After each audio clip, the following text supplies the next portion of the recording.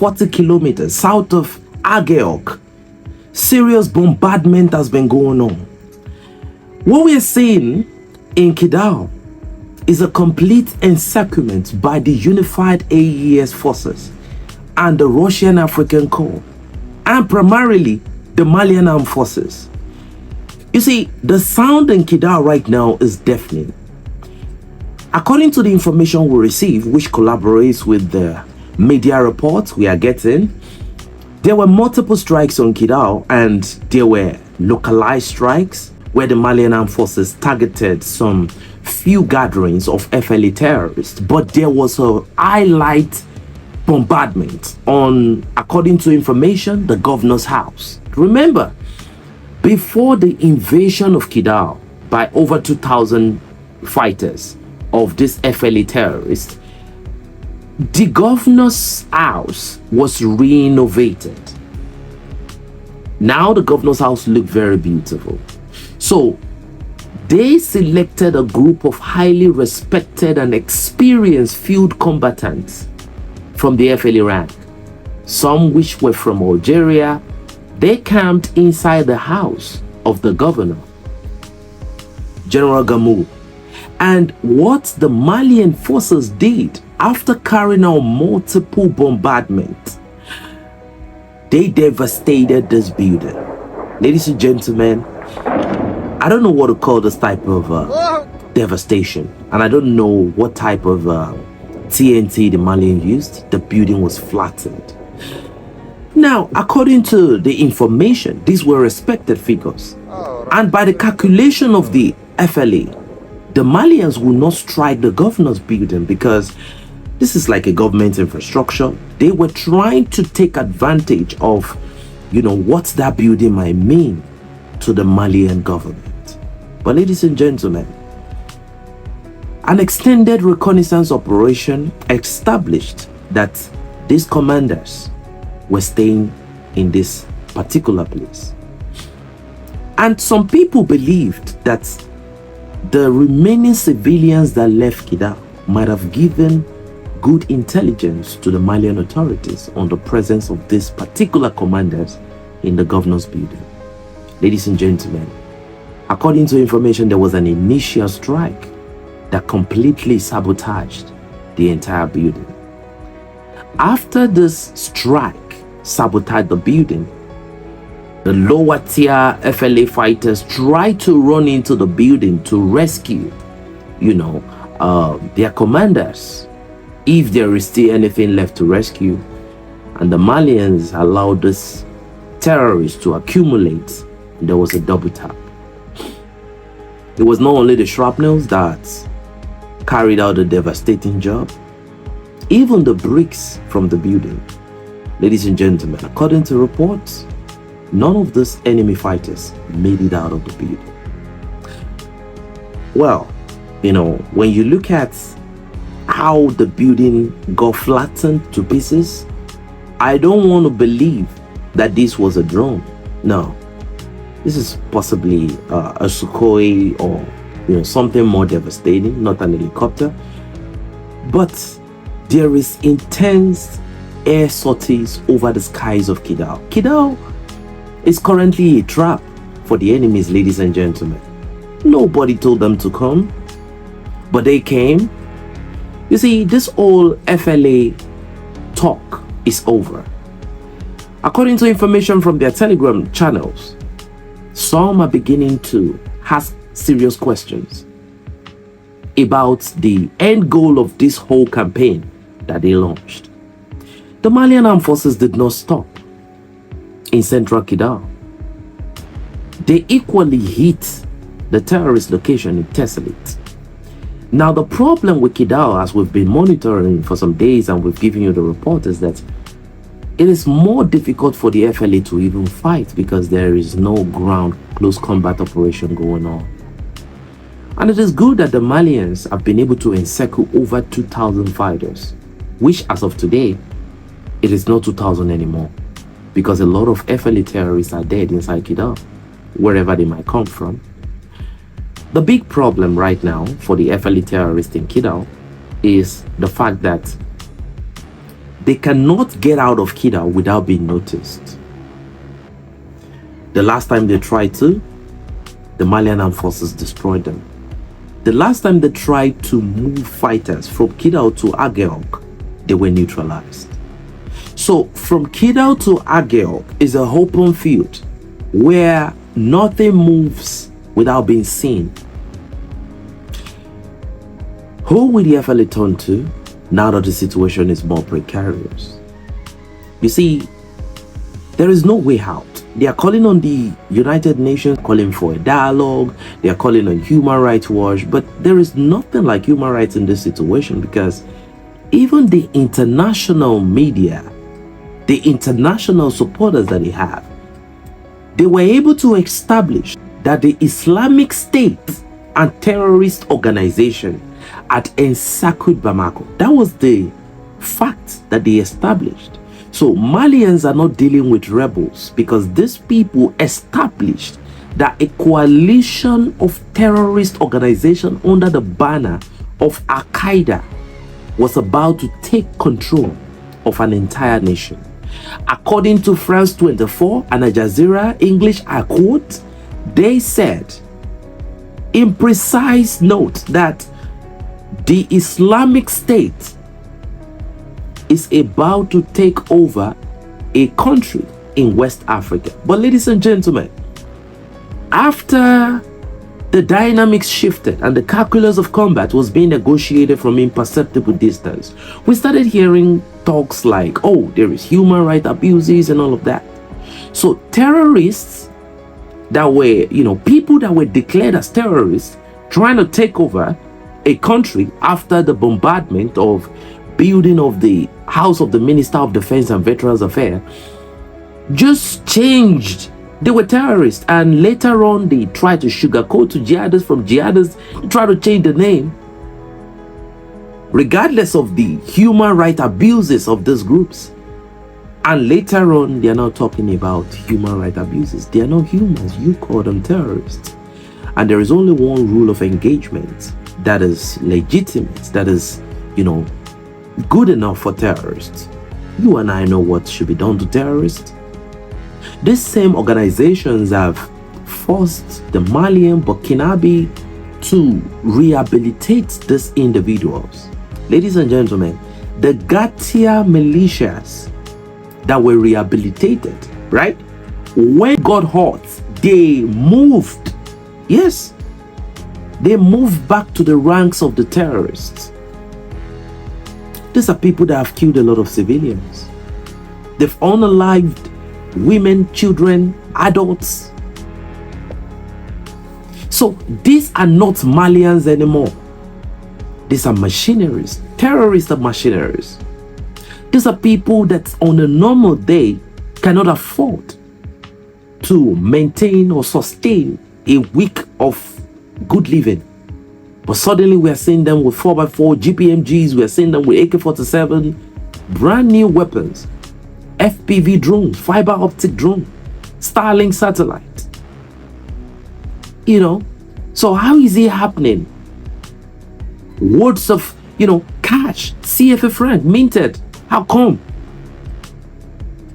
Who are they? Whose interest? What is the end goal? To destabilize Mali and to further destabilize the entire region of West Africa. Mali is fighting back, and there will be no retreat, there will be no surrender. Ladies and gentlemen, that is the report from the Kidal front line. According to the quote of one of the intelligence chiefs that gave us the report, said the sound in Kidal right now is deafening. That there is no 30 minutes in Kidal without hearing a thunderclap. Let's go to Kulikoro. The African Corps and the Malian Armed Forces, while carrying out a surveillance and reconnaissance mission, they spotted a new camp of the JNIM terrorist sect in Kulikoro region.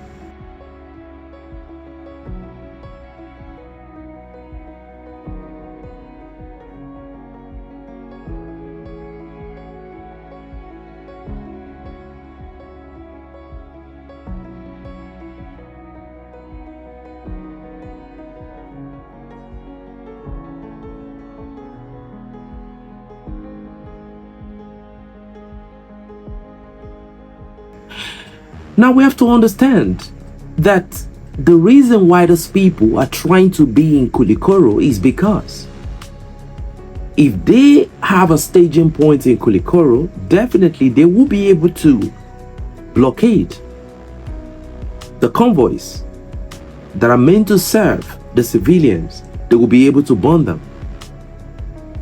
So this has become a combat theater for the Malian Armed Forces. So the Malian Armed Forces spotted this particular location, and according to the information, they used a different type of TNT to knock out these terrorists. According to their assessment on the ground, none of the terrorists survived. There was no secondary strike. There was no, the blast radius was all it needed, and it was 100% KIA based on the ground assessment. Not one escaped. So what we are seeing at this point is that the Malians have been able to transform their mode of operation, because they've seen that, most of the time the strikes from the Bayraktar Kinchi drone, might not really cause maximum damage to these enemies of the state. So the Malians have, they've started using something different. I can't tell right now, but there's something different. The striking bear. If you look at the strike very well, the drone was on overwatch, then the strike came from the left. There were multiple flames just going all over the place. It was multiple strike at the same time. So that is not something that the Bayraktar Kinchi capacity can carry. Then after the multiple strikes, you saw that when the airstrike came from the left, the terrorists were hiding from the vector that was negotiating that firepower from the left. Then the drone was at the central, aspect of the whole frame. Then the drone turned. So they were hiding behind the wall. So the wall was a scepter between two groups. So they were expecting that if a hit was gonna come from the left, it was going to hit the wall and maybe they will be able to escape. Ladies and gentlemen, that was when they were hit by the Bayraktar Kinchi drone. Then by the time they moved out, the other vector finished the job. So we are looking at a situation in Mali where there will be no escape anymore. Ladies and gentlemen, the Malian Armed Forces have just been transformed by this challenge into one of the most elite fighting force in West Africa right now. Listen to me and listen carefully. The forces that invaded Mali, if they invade any other nation in West Africa as it stands today, it will be capitulation. It will be total capitulation. Not even Nigeria can withstand a 12,000 plus incursion. It will be total destruction. How many terrorists are in the southwestern part of Nigeria, and the whole place is crumbling? Mali stood their ground against these forces of darkness. The Malians have been able to prevail. But ladies and gentlemen, don't forget, we cannot win the war against Islamic extremism if we allow the veil of religion to blindfold us. We don't say that Islam is here to live, to coexist with lots of different religions and all of us can just hold hands and be friends. This religion has been sent to dominate, to wipe out, to take out every other religion, to have the people leave every religion and to accept Islam. And if that requires fighting to achieve it, then it requires fighting to achieve it. Because the greatest purpose for which jihad was legislated is to make the word of Allah the highest and the word of those who disbelieve the lowest, even if the disbelievers hate it. But we're not shy to say it, and we don't find that to be something that we should be shy to say. This radical Islamism, is there provisions for it in the Quran or in the Hadith? I mentioned the verses. Oh. Go and kill your neighbor. Oh. Go and kill infidel. Different verses in the Quran that mention almost 10 places in the Quran that Quran mention go and kill. In the Quran chapter 2 verse 119 say that slay the unbelievers wherever you find them. In the Quran chapter 5 verse 33 say men and crucify the infidel if they criticize Islam. Quran chapter 8 verse 65 say unbelievers are stupid. Muslims are urged to fight them. Quran chapter 9 verse 123 where I read make war on the infidel living in your neighbor. In the Quran chapter 3 verse 28 said that Muslim must not take the infidel as friend. Wow. In the Quran chapter 8 verse 12 say terrorize and behead those who believe in scripture other than Quran. In the Quran chapter 9 verse 5 say when the opportunity arise kill the infidels wherever you find it. In the Quran chapter 22 verse 19 say punish the unbeliever with garments of fire, hot iron rods, boiling water melts their skin and bellies. So different places, even in the Quran chapter 3 verse 85 say that any religion other than Islam is not accepted. In the Quran chapter 8 verse 60 say Muslim must muster all weapons to terrorize the infidel. In the Quran chapter 9 verse 30 say the Jews and the Christians are afraid to fight them. In the Quran chapter 47 verse 4 say do not seek peace with the infidel, behead them when you catch them. This is Quran. This is not even Hadith. This is not Hadith. This is Quran. When you go to the Hadith, say that even when you are walking around, a Christian or Jewish come cross, don't give him away. Just push him and go. This is what Hadith.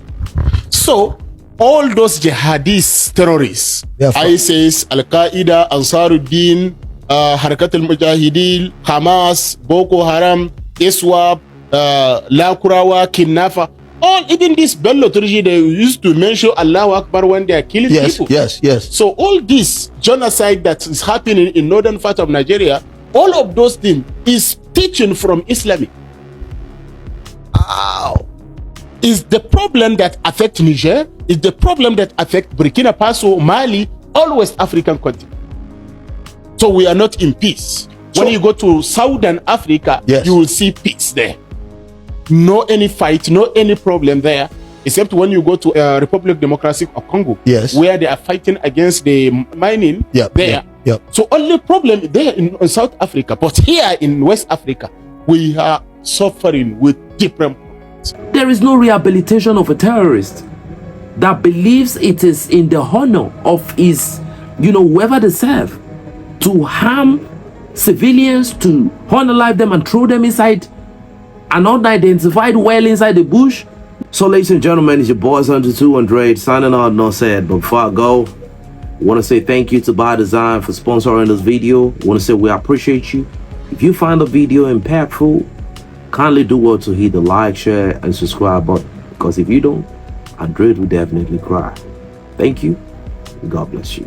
Binance, we are here to respond to that campaign that was launched, the one carried out by Malian activists in front of the Mauritanian embassy here in Nouakchott, and the threats they made and the things they said. We have nothing to say except we only have one thing to say to them. Throughout history, Mali and Mauritania have been brothers and siblings, and there has always been respect and appreciation between them, but the respect and appreciation is what we want to remain intact.